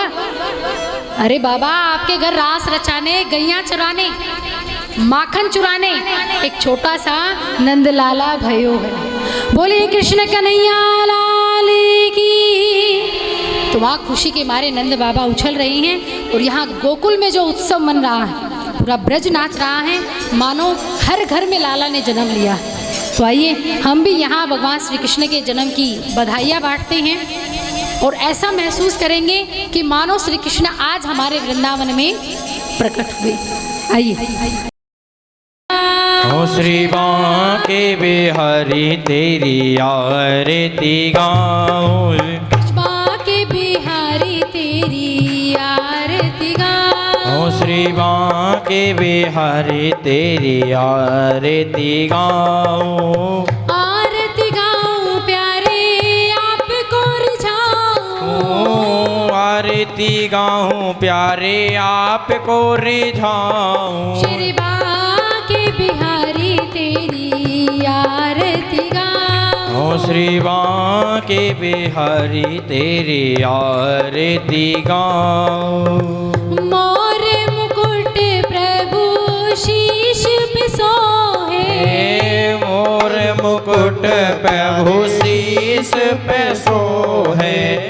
प्यारी बंसी मेरो मन मोहे। प्यारी बंसी मेरो मन मोहे।